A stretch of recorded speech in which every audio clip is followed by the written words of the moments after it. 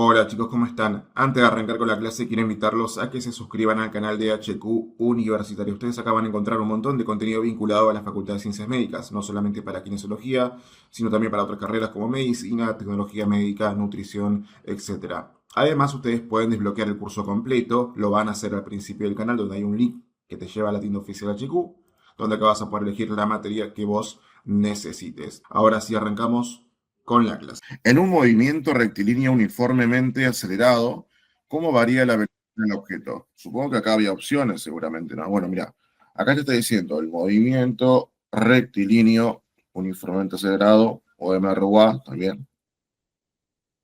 Acá vos tenés que acordarte que hay dos tipos de movimiento, ¿viste? Vos tenés que estudiar el MRU y el MRV o MRUA, que es lo mismo. Dijimos que acá la velocidad del MRU era una constante. ¿Se acuerdan? En cambio, en el MRV la velocidad iba a ser variable, ¿sí? Lo que era constante en el MRV o MRVA, que es lo mismo, es la aceleración. ¿Ok? Bien. Entonces acá justamente te está preguntando cómo varía la velocidad del objeto. Bueno, la velocidad va a variar, digamos, está todo bien ahí, pero no está respondiendo como es todavía la pregunta. O sea, no te pregunta si varía o no, te está diciendo que varía. Pero te está preguntando cómo varía. Bueno, la respuesta está justamente en la aceleración. Como la aceleración es constante, chicos, quiere decir que la variación de la velocidad, ya sea en aumento o disminución, va a hacerlo a un ritmo constante. O sea, por ejemplo, vos tenés acá un autito,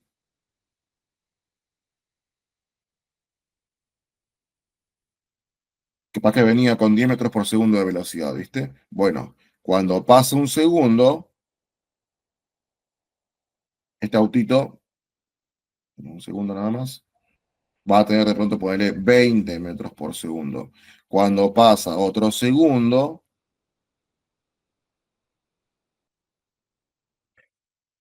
ahora capaz que tenga 30 metros por segundo. Y así sucesivamente. O sea, si bien la velocidad puede variar, o sea, aumentar o disminuir, siempre lo hace a un ritmo constante. Por eso que la aceleración es así, chicos. O sea, no puede pasar, por ejemplo, que acá, cuando pase un segundo, aparezca con 20 y cuando pase 2 segundos, aparezca con 20.000. No, no. Si acá está avanzando de 10 en 10, va a tener que hacerlo siempre y cuando el tiempo se mantenga constante. ¿Ok? O sea, la respuesta acá que vos tenías que elegir es cómo varía la velocidad. Bueno, la velocidad varía a un ritmo constante debido a que su aceleración es así. ¿Ok? Esa es la respuesta correcta que ustedes tienen que elegir. Seguimos. Reconocer cuál de las siguientes opciones caracteriza al movimiento rectilíneo uniforme, luego seleccione la opción, la correcta. Ahora me dice el movimiento rectilíneo uniforme. O sea, nada más está hablando del MRU entonces.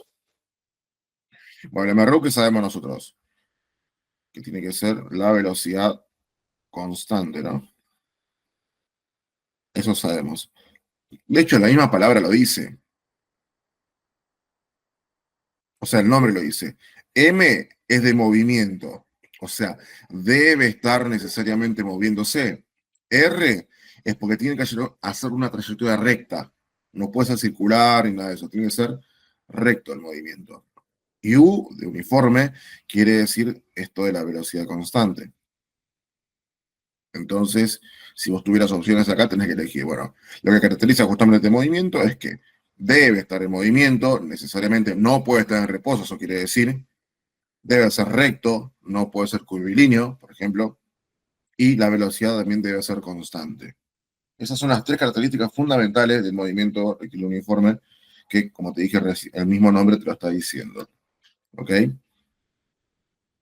Es importante recalcar de que no puede estar en reposo, ojo con eso, porque más de uno, ¿sabes qué pasa? Yo te cuento. Por ahí a veces los chicos me dicen, bueno, profe, pero yo sé, digamos, que esto dice que tiene una velocidad constante, pero ¿acaso la velocidad No puede ser cero entonces, porque si fuera cero la velocidad, sería una velocidad constante. Y ahí no se equivoca el chico, ¿viste? Me dice bien. ¿Sabes qué es lo que pasa? Que sí, la velocidad que es constante es cero, ¿viste? Pero cuando la velocidad es cero, el cuerpo no está en movimiento, está en reposo. Y eso entonces lo invalida para que sea un MRU. ¿Ok? Atentos con eso también. Eh, bueno, eso ya está. Vayamos con otro. A ver acá. Lea la siguiente gráfica de velocidad en función del tiempo que representa el movimiento de un cuerpo en 10 minutos o segundos, creo que sí. Analice la gráfica y marque la opción correcta de los movimientos del cuerpo en los diferentes planos del movimiento. Eh, bueno, supongo entonces que acá hay una gráfica, ¿no es así? Yo no sé cómo va a ser la gráfica, pero más o menos puedo saber, porque estos son ejercicios típicos también, de que habrá sido así seguramente. ¿Qué sé yo? Pon el primero acá te dice. El gráfico de velocidad versus tiempo, ¿no? Pues la que primero iba así, y después acá pone que era así. ¿Qué sé yo? Me lo estoy inventando yo, ¿viste? Bueno, y vos tenés que decir entonces qué tipo de movimiento era en cada uno, qué sé yo. Te dice 10 minutos, bueno, ponele acá que sean, qué sé yo, no sé, 5 minutos, acá 10, 100 por minutos, y la velocidad, qué sé yo, no sé, 10 metros por minuto. Entonces, ¿qué es lo que pasa?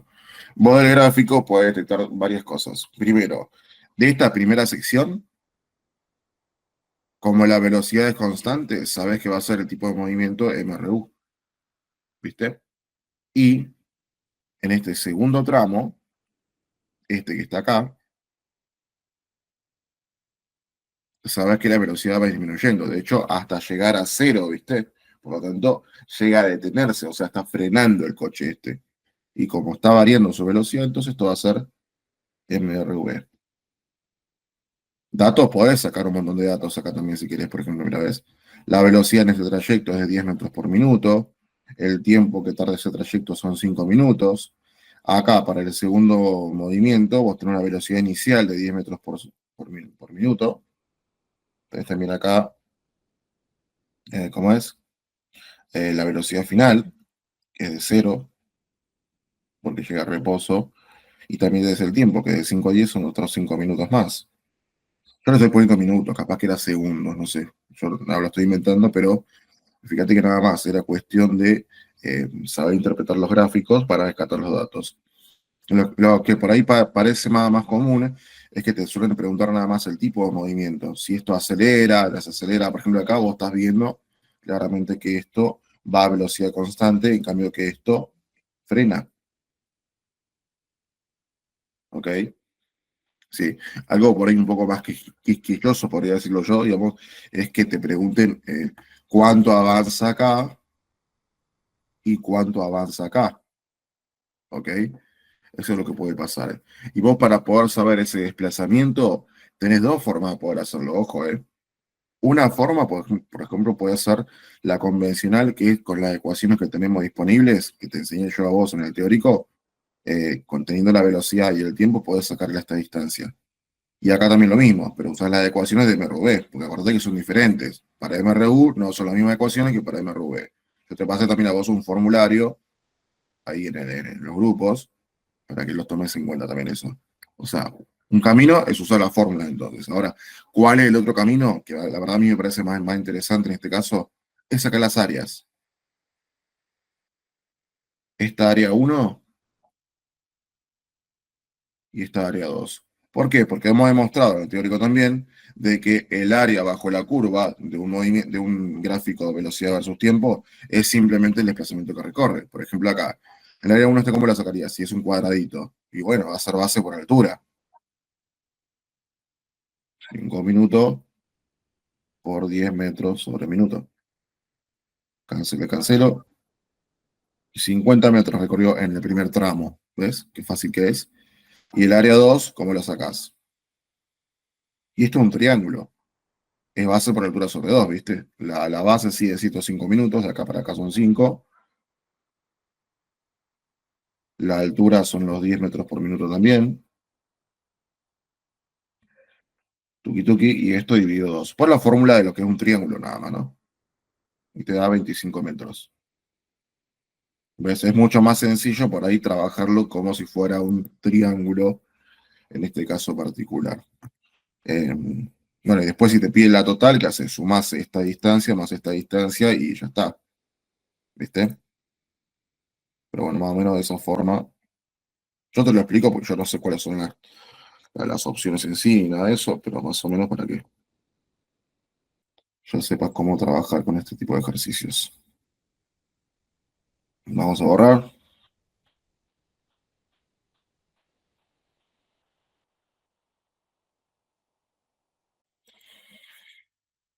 Bien. A ver, me dice, una locomotora de un tren de 5 toneladas es acelerada a 0,5 metros sobre segundos. A ver, datos. La masa es de 5 toneladas. Dice que es acelerada la locomotora a 0,5 metros sobre segundo cuadrado durante 20 segundos,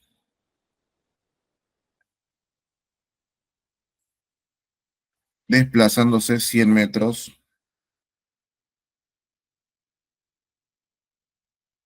en línea recta, o sea, que va a ser MRV seguramente. Calcular el trabajo desarrollado. D. Bueno, chicos, esto, ahora sí, esto nada más tiene que ver con fórmulas.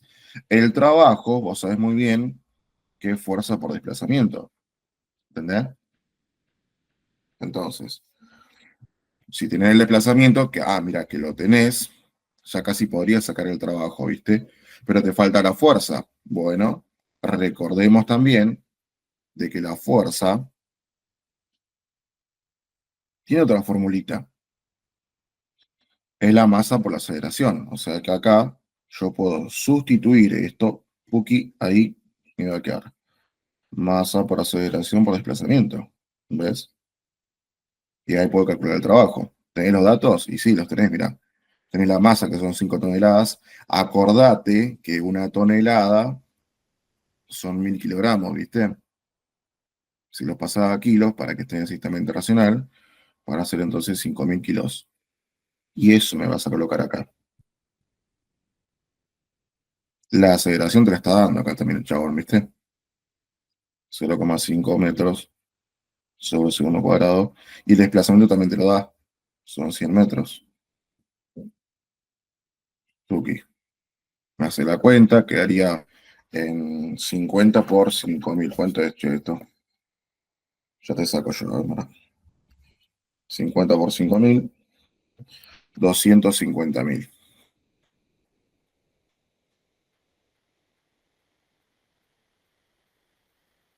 Julios, porque es la unidad del trabajo, ¿no es así? Listo. De esa forma, acá está. De esa forma es como se realiza ese ejercicio. Bueno, no es complicado. Siempre, chicos, es re importante, como siempre le digo yo a todos, saberse las fórmulas. O sea, acá fíjate que el problema no era complicado, pero si no sabías esta fórmula sencilla ni tampoco esta, no lo podías resolver. No, no, no van a encontrar ustedes complejidad en este tipo de ejercicios, chicos, en lo que es kinesiología, por lo menos. En el tema nada más que tienen que saberse las fórmulas. Y bueno, aprovecho para decirle eso. O sea, vayan al formulario de HQ que les compartí a ustedes y traten ya de aprenderlas. Y siempre la mejor forma de aprenderlas, que también le digo yo a todos, es haciendo ejercicios de eso. O sea, no te vas a aprender vos una fórmula memorizando ahí, imprimiendo una ficha y poniendo, qué sé yo, no sé, ahí en la pared. No, la fórmula vos te la aprendés usándola, ¿entendés? Haciendo ejercicios. Que es lo mismo que pasa justamente con los idiomas. Yo no sé si acá alguien habla algún otro idioma o ha aprendido o está aprendiendo Vos fíjate que no vas a aprender, por ejemplo, inglés leyendo un cuadernillo, un diccionario, no, no. Vos el inglés lo aprendés hablando, hablando con una gente que cada vez que esté diciendo hola, cada vez que esté diciendo adiós, cada vez que esté diciendo permiso, bueno, cada vez que uses la palabra esa, te vas a ir acostumbrando y asimilándola. Bueno, en la física es exactamente lo mismo, chicos, con las fórmulas. No se aprende memorizando de un papel, sino que se aprende practicando y usando la misma fórmula, ¿ok? Eh, bueno, yo siempre le digo a los chicos, y porque yo sé que funciona, por eso también se lo estoy diciendo a ustedes. Bien,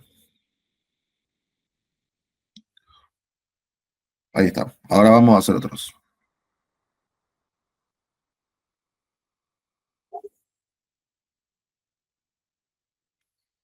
A ver, pregunta 5 del tema B, la misma.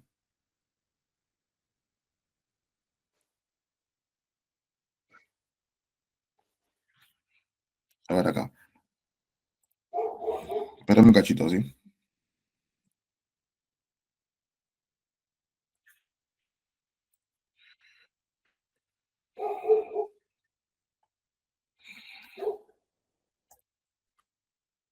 Me dice, el principio de Pascal establece una relación entre la presión aplicada a un fluido incompresible y la transmisión de su intensidad en el centro del mismo líquido.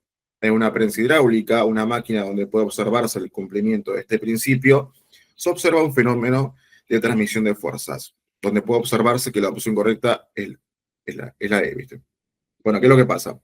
Esto, chicos, tiene que ver nada más con lo teórico que del principio de Pascal, por supuesto. Teníamos una prensa hidráulica que era así más o menos, donde había un émbolo que era mucho más pequeño que otro, que estaban conectados mediante un líquido que era incompresible.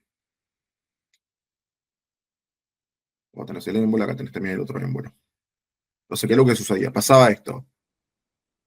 Vos acá le aplicabas una fuerza, que vamos a llamarle fuerza F1, sobre este émbolo de acá, que por supuesto tenía un área de apoyo que vamos a llamarle área 1.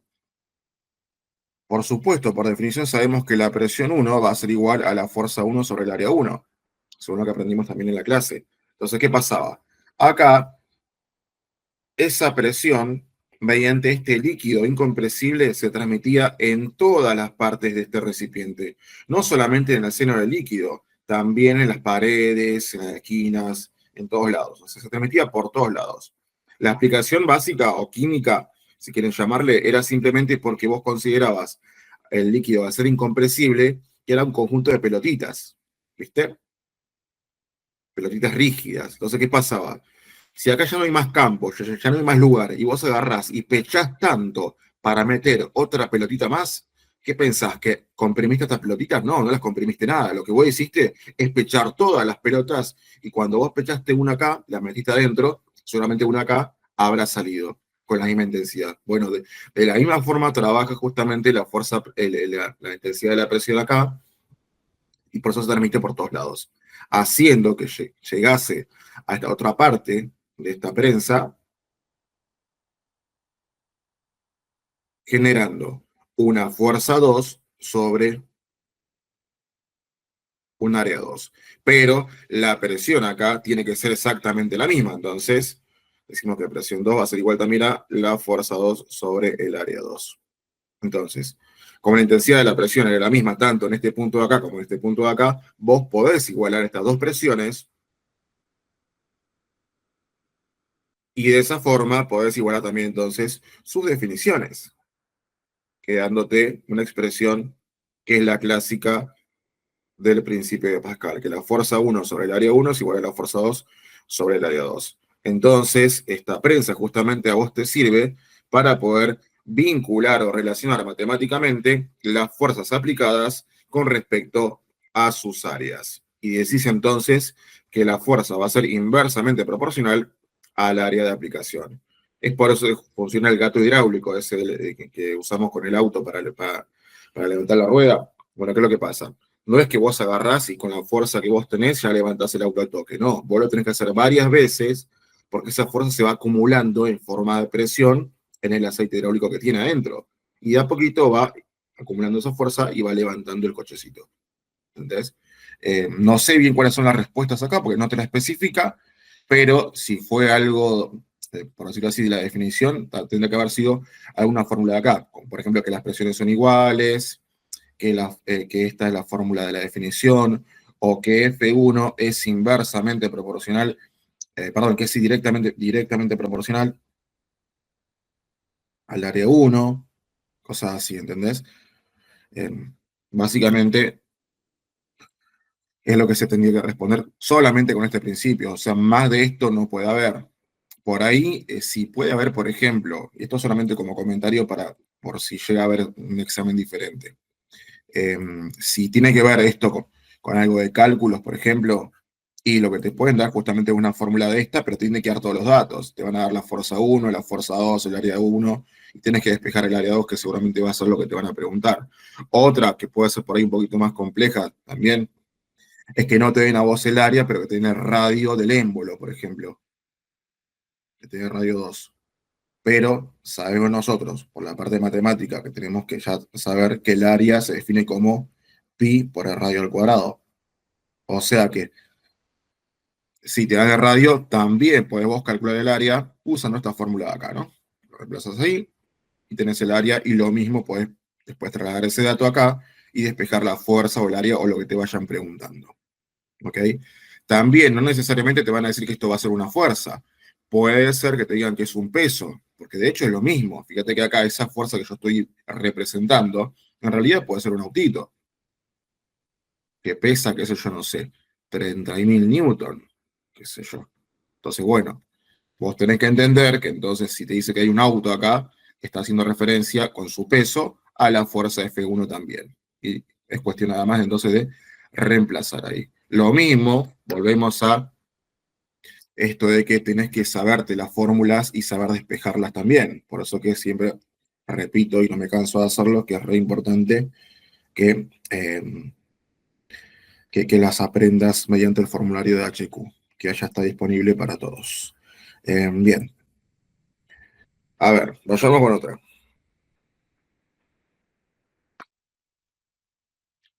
Acá me dice, ¿cuál es la presión en el fondo de una piscina de 4 metros de profundidad si la densidad del agua es de 1000 kilogramos por metro cúbico? Dato de la aceleración gravitatoria, la aceleración de gravedad, básicamente, es de 9,81 metros sobre el segundo cuadrado. Bueno, chicos, entonces tenemos esto, ¿no? Hacemos un gráfico. Supongamos que este paralelepípedo es una piscina. Entonces, a vos te está diciendo cuál va a ser la presión en este punto de acá. Datos que te da es la altura o la profundidad de la piscina, que es de 4 metros, y la densidad de la misma, del agua, ¿no? También te da la aceleración a gravedad G, que para este caso va a hablar para nosotros 9,81 metros sobre el segundo cuadrado. Cosa importante, chicos. Ni la densidad del agua ni la gravedad son datos que a vos tendrían que darte. Si te fijas bien, si revisás en los formularios oficiales del HQ, vas a ver que esos datos que yo ya te los doy a vos. Te digo porque no es obligatorio que la facultad te diga esto, porque estos son como son datos de sentido común. Tenés que saberlos. Así que no te confíes, por favor, apréndetelos, por las dudas. Bien. Ahora, bueno, como queremos saber la presión en el fondo de acá, primero hay que ver qué tipo de presión nos está pidiendo, porque esto también es un dato medio engañoso. ¿Qué es lo que pasa? Vimos nosotros en la clase de que en este punto de acá, por supuesto, que hay una presión debida a todo el agua que tiene encima, todo esto, pero además hay otra presión que se llama presión absoluta, que contempla también la presión atmosférica que está por encima de la piscina, que también, por supuesto, tiene su aporte. Acá, en esta pregunta en particular, no me está especificando qué presión me está pidiendo, ¿ok? Yo quería en este caso, ponerle que esta pregunta esté completa y esté bien. Yo ahora igual voy a revisar, a ver, porque siempre las preguntas de estos temas son similares, ¿no? Para que, a ver, busco otra. A ver, el tema de este puede ser tema de garrafas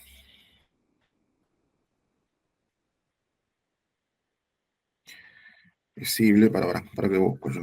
Tiene que haber por acá. Y no, me hace la misma pregunta. ¿Qué vamos a hacer entonces? Bueno, entonces, mira, ¿yo qué haría? Te repito, acá esta pregunta está incompleta, así como está, porque yo lo puedo responder de dos formas. Primero, voy a calcular yo la presión hidrostática nada más. La presión hidrostática va a ser la debida al líquido que había acá en la piscina. Esa presión, chicos, se calcula con esta fórmula sencilla. Presión hidrostática va a ser la densidad por G por la profundidad. Fíjate que tenés todos los datos o acá, es cuestión de reemplazar nada más. La densidad son 1000 kilogramos sobre metro cúbico, la gravedad es 9,81 metros sobre segundo cuadrado y la profundidad es de 4 metros. ¿Ok? Bueno, vos nada más me reemplazas acá, pim pum pam, haces la cuantita esta, ahora cuánto te da la presión hidrostática. Yo lo voy a hacer ahora mismo. 1000 por 9,81 por 4. 39.240 pascales. Sería la unidad en el Sistema Internacional de la Presión, por supuesto, ¿no? Entonces, de esa forma es que yo respondo a este ejercicio. Ahora, ¿qué es lo que pasa? Yo no sé qué respuestas había acá, pero mira, yo voy a imaginar que estoy ahora ahí como estuviste vos, en ese final, ¿dale? Entonces, ¿yo qué hago? Yo sabía que esto no lo puedo entender porque está incompleta la pregunta, pero yo saco primero mi presión hidrostática. Ahora, puede ser que vos en las opciones, por supuesto, tengas ese dato también ahí, ¿viste? 39, 240 pascales, etcétera, etcétera, ¿viste? Pero de pronto puede ser que esa respuesta no aparezca, sino que aparezca otro dato. ¿Qué pasa entonces? Tenés que entonces vos inferir de que no te estaba preguntando la presión hidrostática, sino la presión absoluta, que es la hidrostática más la presión atmosférica.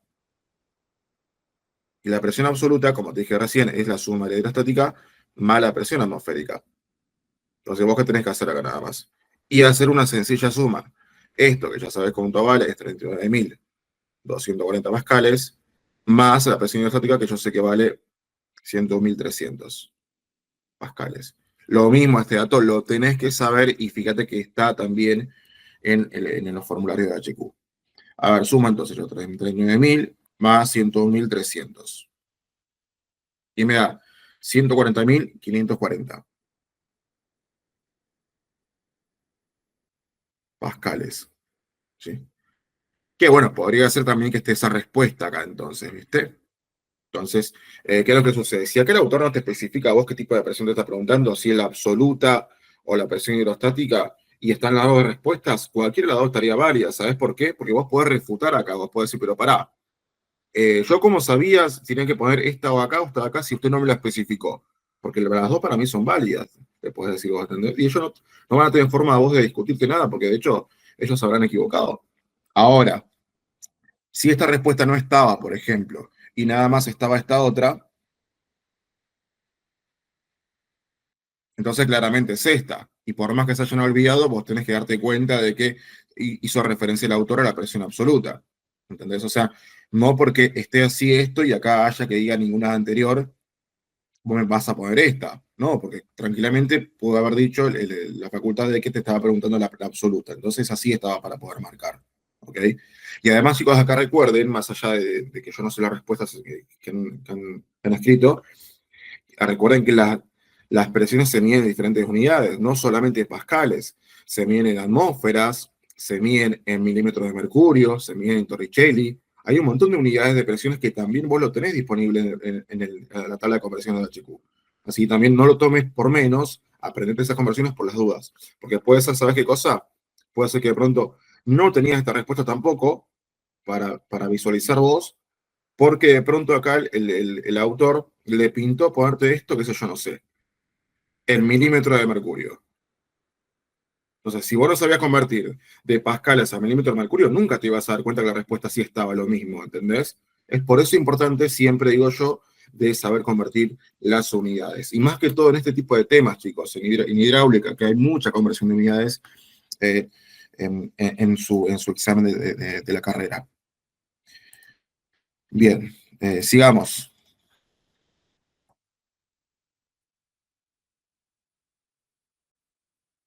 Acá me dice, un objeto de 1500 kilogramos sobre metro cúbico de densidad es colocado sobre una superficie del agua de 1000 kilogramos sobre metro cúbico de densidad, supongo que debe ser también acá esto, y experimenta una fuerza de empuje. ¿Cuál será su comportamiento una vez suelto en el líquido? La opción correcta es la E. Bueno, vamos a también hacer un gráfico sobre esto, a ver si podemos interpretarlo mejor. Tenemos entonces un recipiente, ponele que tengamos eso, donde acá tenemos un objeto, ponele que sea un cubo, que se ha puesto ahí en el agua. O sea, esto es agua, este es el objeto. No me dice qué es, pero sí me dice la densidad. Anotemos esos datos. La densidad del agua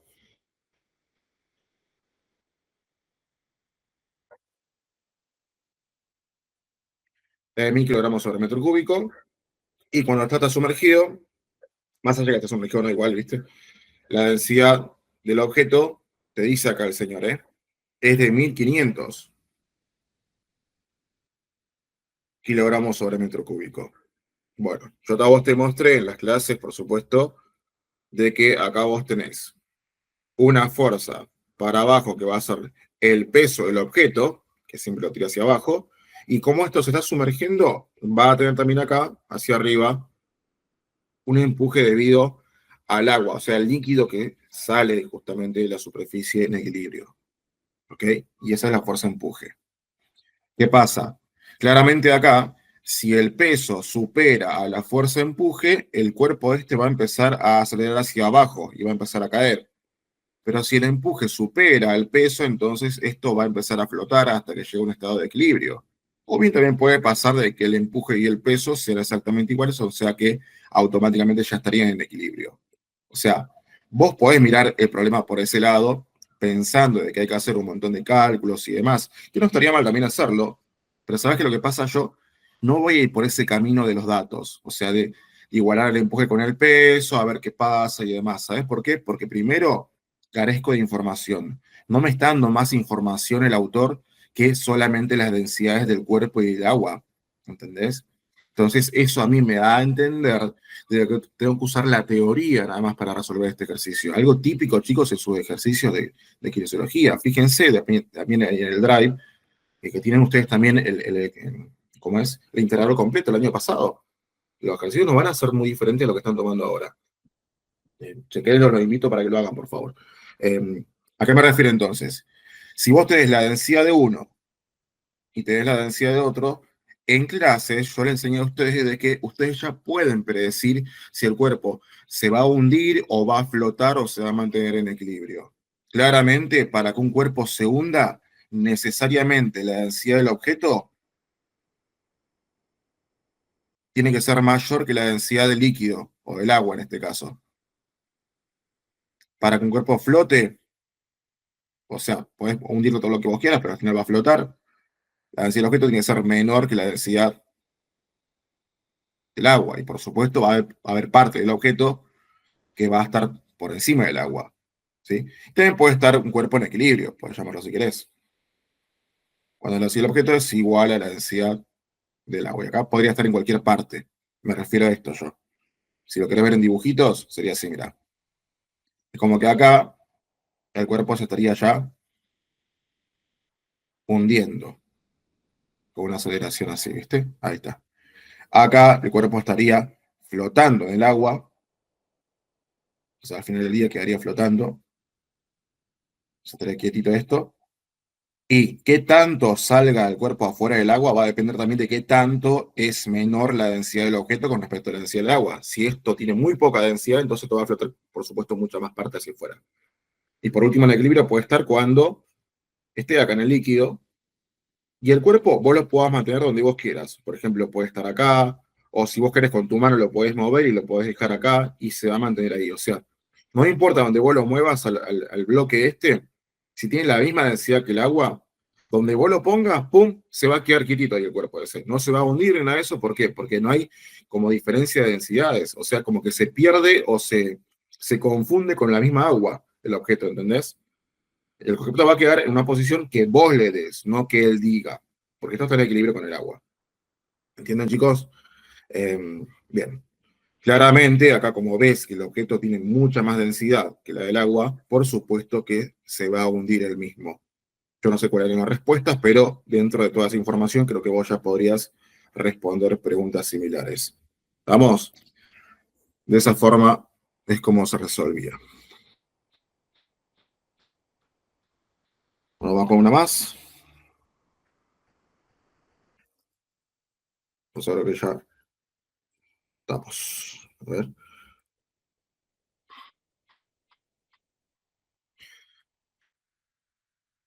Vamos con esta más. En un conducto horizontal, un fluido se mueve con una velocidad de 3 metros sobre segundo en una sección de 0,1 metros cuadrados de área. Bueno, si el área de la segunda sección es de 0,04 metros cuadrados, ¿cuál será la velocidad del flujo en esa sección? Bueno, hacemos un esquema como hacemos con todos los ejercicios. Acá vos tenés entonces un conducto así. Vamos a hacer un poquito más grande si querés.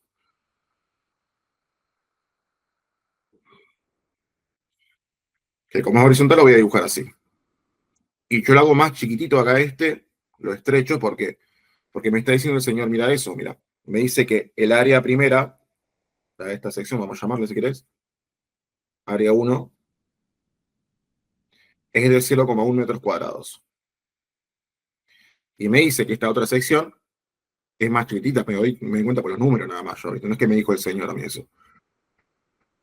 Área 2 es de 0,04 metros cuadrados. Además me está diciendo que por acá es que está circulando este líquido, no sé si es agua, no sé lo que es, con una velocidad de 3 metros por segundo.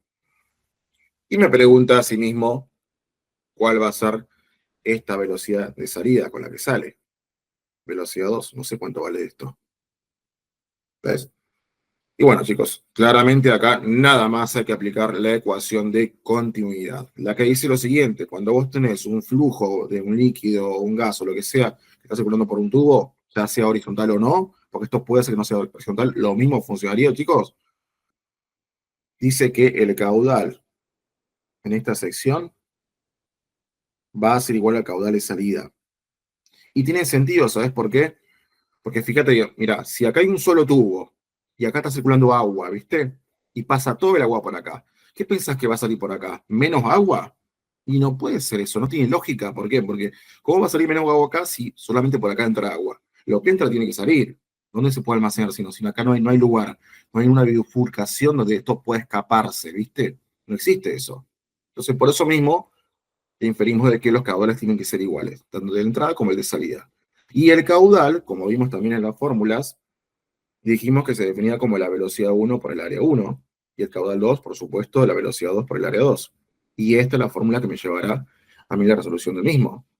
Fíjate cómo yo tengo la velocidad 1, que es este dato, tengo el área 1, este dato de acá, tengo el área 2, que es este de acá, y nada más tengo que despejar, por supuesto, la velocidad 2. ¿Qué puedo hacerlo? Porque esto va a pasar a dividir, porque está multiplicando. La velocidad, entonces me va a quedar velocidad 1 por área 1 sobre área 2. ¿Te fijas? Ahora reemplazo la velocidad 1, ¿cuánto es? 3 metros por segundo. Bueno, el dato, el área 1, ¿cuánto es? Che? 0,1 metros cuadrados, me dice. Y el área 2, 0,04 metros cuadrados. Fíjate cómo acá tranquilamente podés simplificar los metros cuadrados y te va a quedar metros sobre segundo. Yo voy a hacer esta operación con mi calculadora. Sería 3 por 0,1 dividido 0,04. No, a mí me da 7,5, chicos. Metros sobre segundo. ¿Sí? Que sería, por supuesto, la respuesta de esta última actividad. ¿Ven? No es complicado. ¿Qué podría ser complicado de acá? Ponele, a ver si yo me quiero inventar alguna complejidad. Las unidades del área, chicos.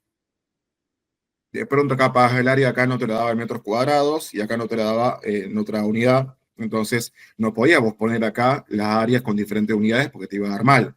Tenían que estar en unidades consistentes, o sea, iguales. Y para eso tenías que hacer vos un pasaje de unidades adicional y recién reemplazar en la fórmula. Eso puede pasar, digamos, que sería lo más complicado. O de pronto que te combinen la fórmula de caudal con la fórmula de volumen sobre tiempo, que también es válida para el caudal. Y en vez de preguntarte, por ejemplo, cuánto sería la velocidad 2, te preguntarían cuánto tiempo demora en pasar tantos litros, por ejemplo. ¿Ves? Eso podría ser si que hubiera alguna modificación de este ejercicio. En experiencia, chicos, según el año pasado, no hay muchos cambios en los ejercicios, pero igual yo siempre digo, no se confíen, digamos, porque, o sea, algo que ha pasado el año pasado, nada más. Nadie te puede decir a vos que siempre va a ser así. Si alguien te lo dice, te está mintiendo, básicamente. ¿Entendés? Y yo no soy hombre que miente, ¿viste? Entonces, por eso yo te puedo decir lo que pasó el año pasado, pero eso no quiere decir que llegue a pasar este año. Si ahora cambian los ejercicios, ni modo, habrá que estudiar entonces las fórmulas completas y demás. Esto, chicos, tómenlo ustedes nada más como referencia siempre, no como a decir, bueno, me sé los ejercicios de este examen, voy a estudiar los mismos. No, no funciona el estudio de esa forma, chicos. Bien, ahí terminamos esa otra unidad. Bueno, ahí ya está eso. ¿Para qué voy a chequear lo del tema C? Si es que hay algo diferente. Bueno.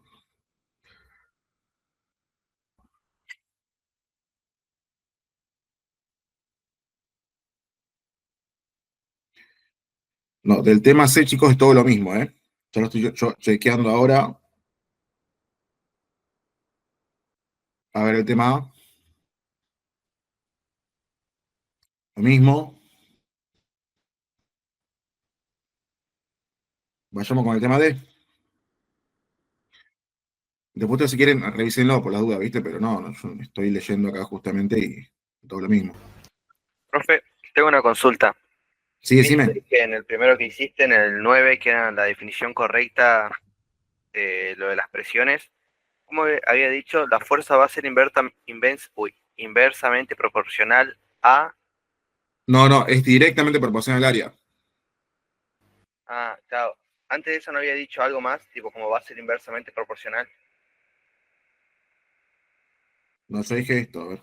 Vos tenés F1 sobre área 1 igual a F2 sobre área 2, ¿no? Y esto es igual a la presión. ¿Ok? Eso es lo que va a pasar.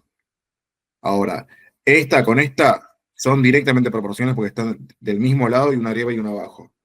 Ahora, si querés de última, lo que podés hacer es comparar vos esta fuerza de acá, esta área de acá, por ejemplo, con esta presión de acá.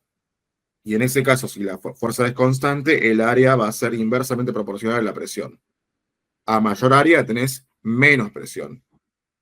¿Estamos? Ah, ok, muchísimas gracias. Eso, fíjate que también tiene sentido lógico, ¿no? O sea, vos fíjate, viste, cuando ustedes van, vos no sé si por ahí conocen Bariloche y eso, viste, pero ¿qué pasa? Si vos vas a un lugar que tiene mucha nieve y encima tampoco está como compactada, está como recién nevado, si vos pisás con el pie nada más sencillo y con un solo pie encima, es muy probable que te hundas. ¿Entendés? En cambio, si pisás con esas raquetas, no sé cómo se llaman, zapatos para nieve, fíjate qué pasa que acá vos tenés mayor área, ¿viste? El peso tuyo es el mismo, vos pesás, qué sé yo, no sé, 70 kilos pesás, ponele. Bueno, el peso tuyo es el mismo, pero acá, ¿qué pasa? Como hay menor área, entonces va a haber mayor presión. En cambio, acá, como hay mayor área, por más que el peso sea el mismo, la presión va a ser menor y es por eso que acá no es tan probable que te hundas. En cambio, acá sí. ¿Estamos? Sí, sí, Bien. muchas gracias. Mirá, me dice, según la ley de Dalton, ¿cómo se comporta la presión parcial de un gas en una mezcla de gases? Bueno, te explico. Vos tenés acá un recipiente, ¿viste? Bueno, más o menos de esta forma. Donde acá vos podés tener un gas, suponte, un gas A2 si querés llamarlo. Bueno, ponerle nombre si querés, no sé. A ver, podés tener hidrógeno, podés tener oxígeno y podés tener nitrógeno. ¿Viste? Bueno, ¿qué es lo que pasa? La ley de Dalton, chicos, que también se llama la ley de presiones parciales, dice que la presión individual de cada gas, la presión del hidrógeno, la presión del oxígeno en este caso también, y la presión del nitrógeno, se va a comportar como si no existiera ningún otro acompañante gaseoso en el recipiente.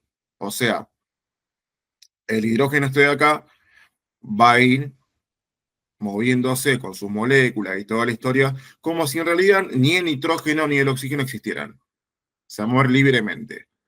Y la presión justamente que ejerza va a ser la presión del hidrógeno, que se le va a conocer como presión parcial. Lo mismo va a pasar con el nitrógeno. Este va a ejercer una presión debido al movimiento de sus moléculas que va a ser independiente de los acompañantes que tenga. Lo voy a borrar acá. Ahí está. Lo mismo con el oxígeno, ¿entendés? Se van a mover totalmente libremente, independiente de lo que haya acá. Uno puede decir, bueno, pero profe, ¿por qué pasa esto? O sea, ¿acaso esto no molestaría al oxígeno, por ejemplo? O sea, no es que acá, mira, viendo la figura justamente, no es que el oxígeno está solo, ¿viste? No, no se puede mover libremente porque hay nitrógeno y hay hidrógeno. ¿Sabes qué es lo que pasa? Según la teoría cinética de los gases, que hemos hablado justamente en la clase teórica, esta teoría dice de que las partículas gaseosas son tan, pero tan pequeñas, de que cuando describen un movimiento, directamente no perciben que hay otra sustancia más ahí dentro. O sea, imagínate, digamos, que vos sos una persona acá en un estadio gigantesco, digamos. Si hay otra persona que está en el otro lado del estadio, fíjate que vos, donde vos corras, vayas corriendo derecho para allá, para donde vos quieras, y la otra persona también, como es tan grande el estadio y ustedes son tan pequeños comparado con el mismo, es muy improbable que se choquen, ¿viste? Puede pasar, pero va a pasar uno cada 10.000 millones, ¿viste? Entonces, justamente, eso dice la teoría de los gases y por eso es que se consideran presiones independientes. Y eso es lo que dice Dalton. ¿Cómo se comporta la presión parcial? Se comporta como una presión normal o total, independiente de los acompañantes gaseosos dentro del recipiente. Y además, la de Dalton dice que, por supuesto, que la presión total ahora de todo el recipiente va a ser siempre la suma de las presiones parciales individuales. ¿Vale? Bien. Eso es lo que vos tenés que responder. Como yo tengo acá las opciones, por supuesto no puedo decir cuál es la correcta ni nada de eso. No es tampoco la intención de estas clases, sino que vos puedas entender cómo responder este tipo de preguntas. Seguimos, a ver, con otra pregunta. A ver aquí.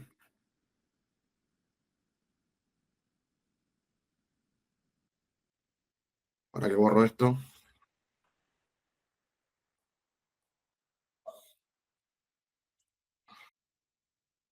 Me dice, en un cilindro de 6 litros se combinan 0,5 moles de oxígeno a 2 atmósferas. Bueno, veo que me está dando propiedades, por supuesto, ¿no? Me está diciendo, por ejemplo, al decirme litros, yo entiendo que me está dando un volumen, por las unidades me doy cuenta.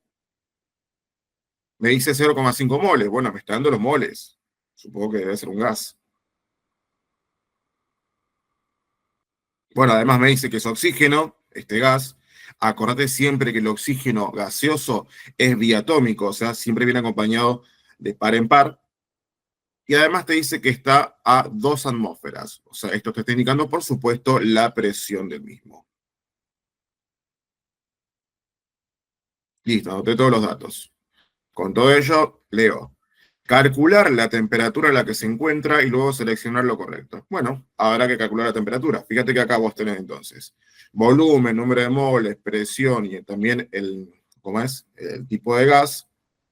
Por supuesto que para poder sacar la temperatura vas a utilizar simplemente la ecuación de los gases ideales, la que dice lo siguiente, de que la presión por el volumen es igual al número de moles por la constante de los gases por la temperatura. Recuerda que acá siempre la temperatura tiene que estar en Kelvin, el volumen en litros, la presión en atmósferas, etc. ¿Sí? Estas unidades también las hemos visto en el teórico, que son unidades específicas. No puedes poner cualquier unidad porque estaría mal. Pero fíjate que tenés todo, ¿eh? Mirá, tenés la presión, que es esta. Tenés el volumen, que es este. Tenés el número de moles, que es este de acá. Y tenés R, sí, lo tenés R, o sea, no te lo dice vos R, pero fíjate que justamente es porque es una constante que también yo te enseñé anteriormente que tenés que saberla. La constante de los gases vale 0,082 atmósferas por litro sobre mol por grado Kelvin. ¿Dale? Pero bueno, tenés todo entonces. ¿Querés saber la temperatura? Me despejás nada más. Estas dos cositas que están multiplicando, Tuki, la pasas ahí dividiendo. La temperatura entonces va a ser igual a la presión por el volumen dividido N por R. ¿Viste? Bueno, me darás el reemplazo correspondiente. Si querés le pones en las unidades también para sacarte las dudas de que te queda todo bien despejado. A ver, por ejemplo, la presión me dice, son 2 atmósferas, acá está, ¿viste? Ahora otro color si querés. 2 atmósferas. El volumen son 6 litros. Bueno, me pondrás 6 litros ahí. ¿Tenés? N, ¿cuánto es N? 0,5 moles. Bueno, pondrás 0,5 moles. Y R, que sería en este caso la constante de los gases. 0,082 atmósferas por litro sobre mol grado Kelvin. Yo te dije acá poner las unidades, en realidad no hacía falta porque la temperatura te iba a dar en Kelvin lo mismo, pero por ahí no está de más también entender de dónde se simplifican las unidades. Fíjate cómo acá, mira, este mol se va con este mol, esta atmósfera con estas atmósferas, y este litro con este litro de acá, ¿viste? Y este Kelvin que está acá por debajo, por matemáticas, simplemente sube acá arriba, que es justamente la unidad de la temperatura en grados Kelvin. Bueno, habrá que hacer esta operación, hacerlo con la calculadora vos también, si tenés ahí en tu casa. Fíjate por las dudas, por ahí me puedo equivocar también. Yo voy a hacerlo ahora también. A ver, me dice entonces, 2 por 6 dividido 0,5 dividido 0,082. Para mí por lo menos me da 292,68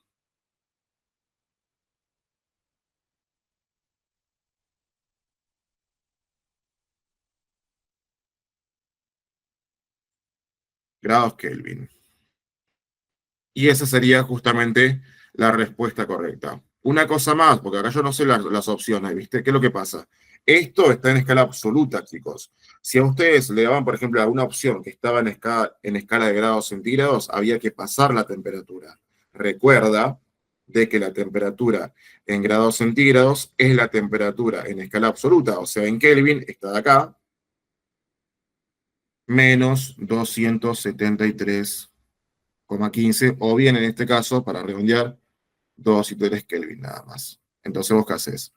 La temperatura en grados centígrados, que es lo que usamos nosotros el día a día, sería 292,68, que es lo que averiguamos recién acá, estoy copiando yo nada más, menos 273 Kelvin. Lo hacemos, a ver, esto menos 273 me da, ya te digo, 19,68. Y ahora sí sería grados centígrados, ¿no? Te lo muestro acá por las dudas que también aparezcan estas unidades. Ahora ya sabes también cómo convertirla.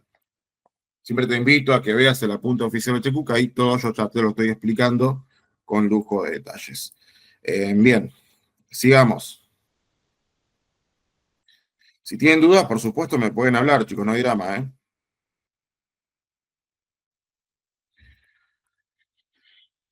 Ahora acá tenemos otra, me dice, analizar la siguiente gráfica y las diferentes conversiones y luego seleccionar lo que sea correcto, supongo que debe ser.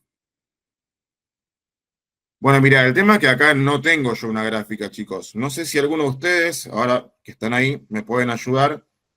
Supongo que debe ser una gráfica de presión-volumen, ¿puede ser? A ver, yo estoy adivinando, chicos, yo no fui al examen, yo no sé cómo era el examen. Pero, en mi experiencia, podría ser esto un gráfico de presión-volumen, ¿no? Sí, de gases, ¿no? ¿Me confirman? No, no, no creo que sea esto. No, no creo que sea MRV, ¿sabes por qué? Porque ya hicimos los problemas de MRV. Vos te estás confundiendo. Estaban como segmentados los problemas, ¿viste? Las clases anteriores, Sofía, ya hicimos, Daphne, hicimos problemas de MRV, todo eso.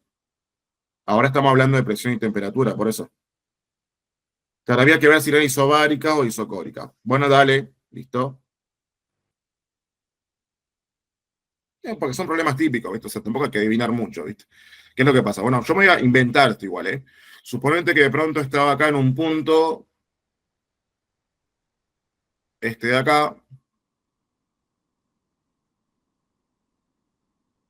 presión un volumen, y de acá había una línea así, vamos a llamarle esto punto A, ¿vale? Punto A, hasta que llego acá a un punto B, y de acá venía para acá, me lo estoy inventando yo, chicos, repito, a un punto C, y de acá ponele que venía así yo, ponele.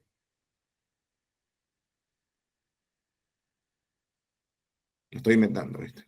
Bueno, ahora me dice analizar la siguiente gráfica y las diferentes conversiones y luego seleccionar lo que sea correcto.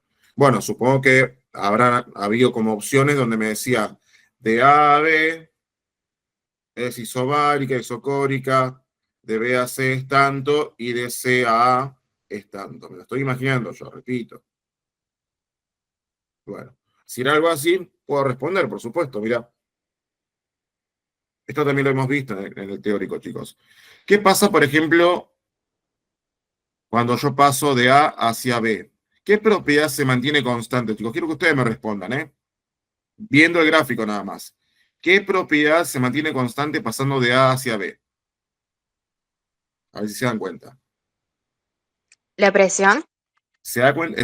Perfecto, sí, la presión se mantiene constante, porque fíjate que acá siempre lleva la misma altura de presión, ¿viste? Entonces, acá hay una presión constante, perfecto. Y cuando había presión constante tenía un nombre esa transformación. Se llamaba transformación como isobárica,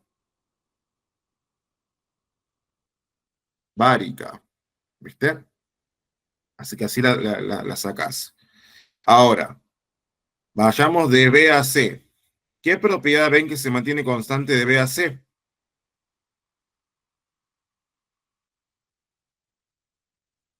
Ahora, por supuesto, se mantiene constante el volumen. ¿Te das cuenta? Porque fíjate que acá el volumen es el mismo acá, que acá arriba o abajo es lo mismo, ¿viste? Entonces, volumen constante. Y para el volumen constante tenía un nombre también. Esto se llamaba isocórica. Una transformación de tipo isocórica. Bien. Y la última ahora. Ahora yo estoy en C, ¿viste? Ahora me muevo de C en una línea así media curva, hiperbólica se le dice en realidad, hacia A. ¿Qué propiedad se mantenía constante ahí? ¿Se mantiene constante el volumen, por ejemplo? No, ¿viste? Porque el volumen cambia. La presión tampoco, la presión también cambia. Pero al ser hiperbólica esta curva, lo que sí se mantiene constante es la temperatura. ¿De acuerdo? Y cuando se mantiene constante la temperatura también tiene un nombre, se llama isotérmica.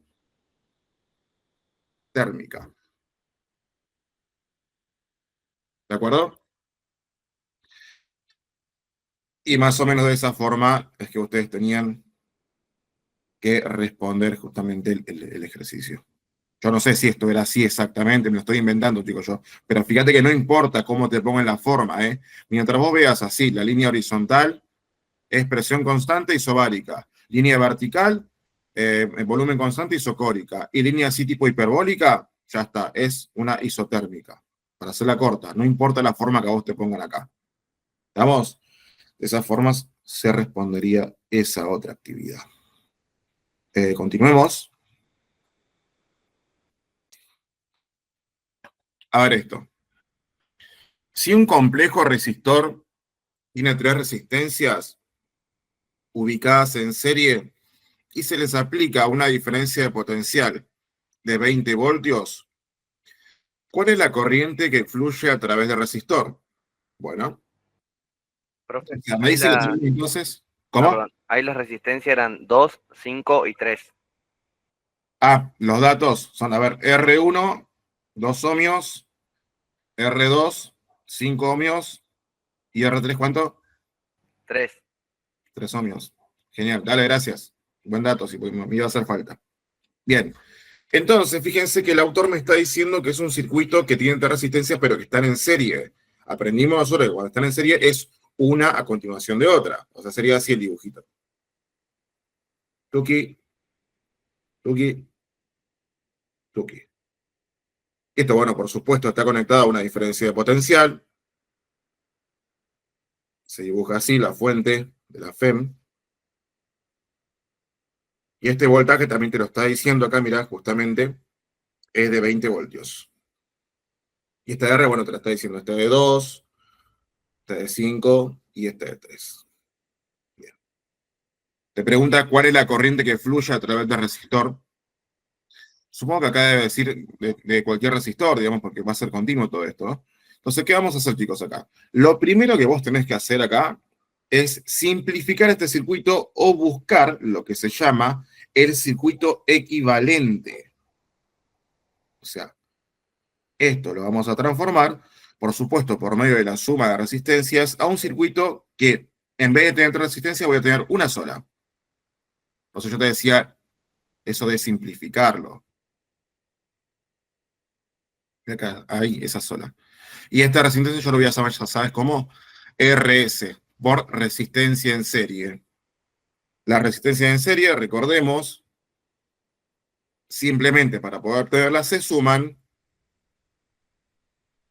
la 3 sin ningún problema de forma directa. O sea, sería acá nada más. 2 ohmios más 5 más 3. Bueno, yo sumando esto me da 10 ohms, ¿no?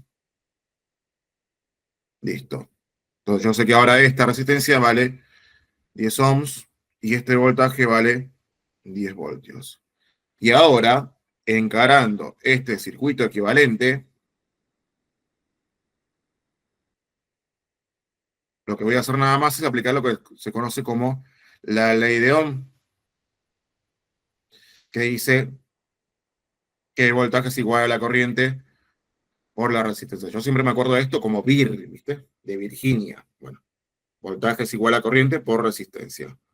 Fíjate que acá lo que a vos te está pidiendo justamente es la corriente, porque de hecho por acá va a circular una corriente que es justamente la encargada de atravesar todos los electrones. Esta corriente es fácil de despejar, porque mira nada más esta R va a pasar ahí dividiendo, te va a quedar que ahí entonces va a ser B sobre R. Voltaje lo tenés, son 10 voltios. La R también la tenés, son 10 ohms.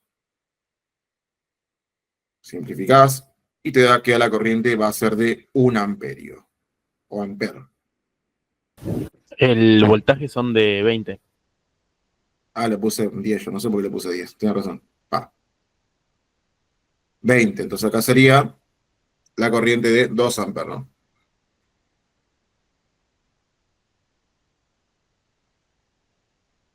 2 amperes, ahí está. Entonces, esa corriente, chicos, va a circular por todo este circuito, ¿ok? 2 amperios. Ahora, ¿qué es lo que pasa?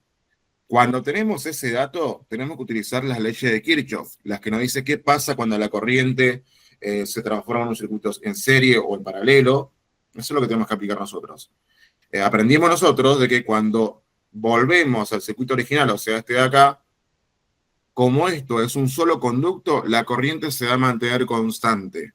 O sea que si acá circulaban 2 amperios, según lo que calculamos recién, entonces, por acá, también va a circular 2 amperes.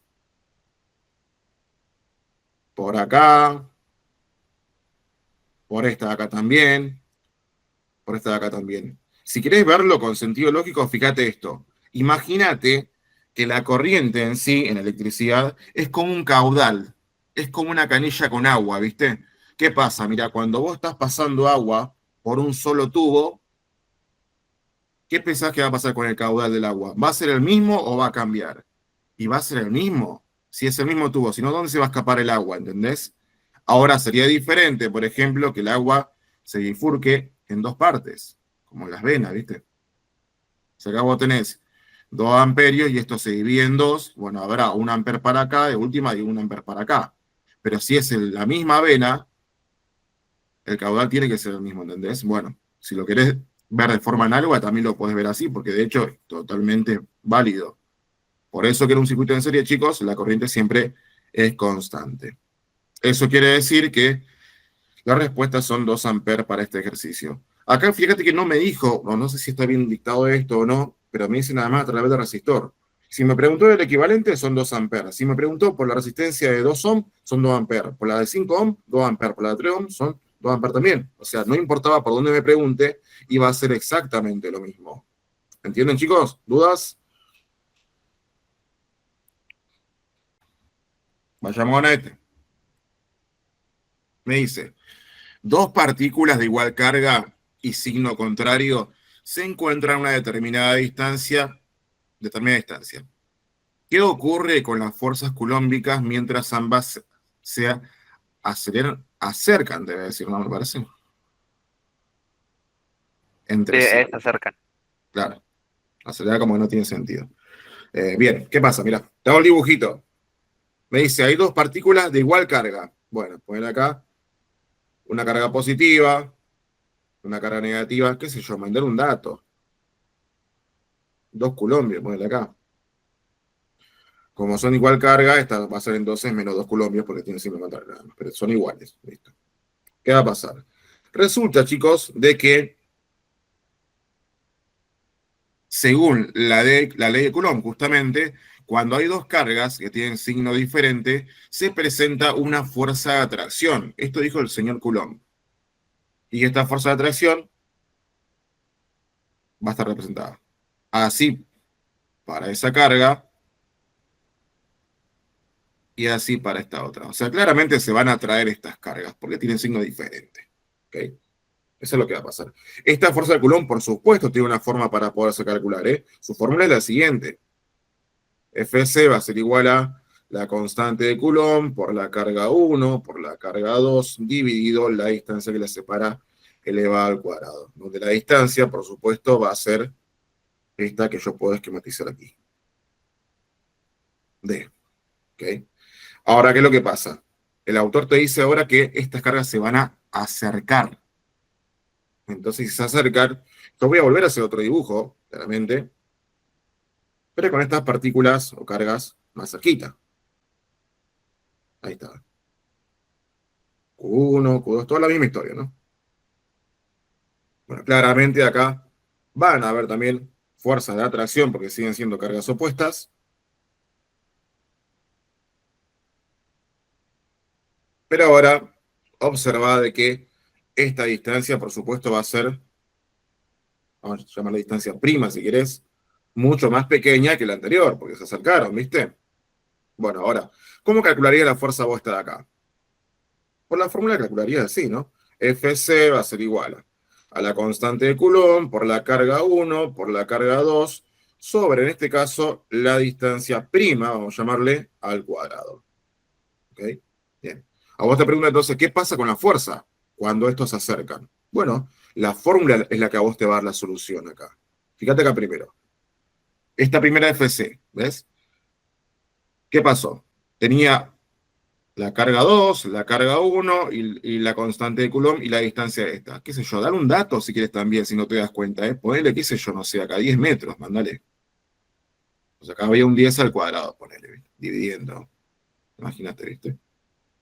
En cambio, para la segunda fuerza, cuando se acercaron más, fíjate muy bien que esta carga de acá, esta carga de acá y esta constante no cambiaron en nada, porque son las mismas cargas, ¿ves? Lo que sí cambió fue esta distancia de acá. Que si querés, dale un dato a vos también. Te dijeron que se acercaron, ¿viste? Bueno, qué sé yo, le pongo 1 metro, para hacerla corta. Entonces acá sería como 1 metro al cuadrado. Ahora yo te pregunto, si estos valores son todos iguales y nada más cambió la distancia, vos decime, ¿qué fuerza sería mayor? ¿La de arriba o la de abajo? Si acá yo divido por 10 al cuadrado, que es como dividir por 100, y acá lo divido por 1 nada más, ¿cuál va a ser más grande, chicos? La de abajo. Y la de abajo va a ser más grande, ¿viste? Por lo tanto, dice que cuando se acercan, vos tenés que decir la FC, o fuerza coulombica, aumenta.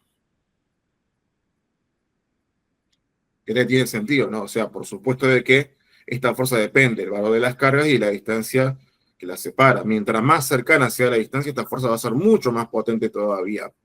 ¿Entienden? Y acá lo pudimos demostrar. De esa forma es como lo podríamos resolver esto. Hay un montón de formas también, ¿viste? Algunos por ahí le dan datos a todos, datos así como arbitrarios, como un coulomb para cada carga y demás, y lo calculan para darse cuenta. Otros por ahí combinan estas dos ecuaciones también, para poder comparar una fuerza con otra, que también puede ser. Sí, hay un montón de formas para poder resolver esto, chicos. Pero teóricamente hablando, sin hacer muchas ecuaciones, tenés que entender vos que mientras más cerca estén las cargas, la fuerza se va a incrementar. Para hacerla corta, anotalo si querés también. Bien. Sigamos. Bien, ahora hagamos este. Me dice, la luz visible tiene una longitud de onda que varía entre 400 y 700 nanómetros. Seguramente acá decía. De violeta a roja. Bueno, me dice los colores, todo lindo, bonito, me parece bien. Ahora me dice, si una onda de luz tiene una longitud de onda de 500, supongo que debe decir también longitud de onda de 500 nanómetros, entonces, ¿cuál es su frecuencia? Bueno, para esto, chicos, en este tema es re fácil, solamente tienen que saber ustedes dos formulitas nada más. Lo hemos visto también en la clase teórica, que acuérdense que todos se encuentran en el canal de YouTube. Yo ahora aprovecho que por ahí hay más chicos. Chicos, todo esto ustedes lo encuentran ya disponible en el canal. Venís para acá, vos buscás nada más, ¿qué tenés que buscar? HQ en el canal, y vos tenés todo ahí. ¿Ves? Te aparece HQ ahí. Hola chicos, ¿cómo andan? ¿Todo bien? Entrás a la... Es mucho contenido, chicos, no se pierdan porque hay un montón de cosas. Ustedes tienen que entrar acá a lo que es Facultad de Ciencias Médicas de la UNC. Hay para medicina, pero si seguís corriendo por acá las carpetas, tenés, mira acá, lo de física para kinesiología y química para kinesiología. Todo completo. Venís para acá, encarás, y esa clase, que yo sé porque a muchos les cuesta también este último tema, ya está disponible acá, mira, radiación electromagnética. Es cortita porque tampoco se ahonda mucho, pero ahí yo te explico todo lo que vos tenés que saber para poder rendir en la facultad. Son 10 minutos nada más de clase. Te invito para que después la veas, si es que ahora está muy en cero, pero vas a ver que te va a reservir. Bien.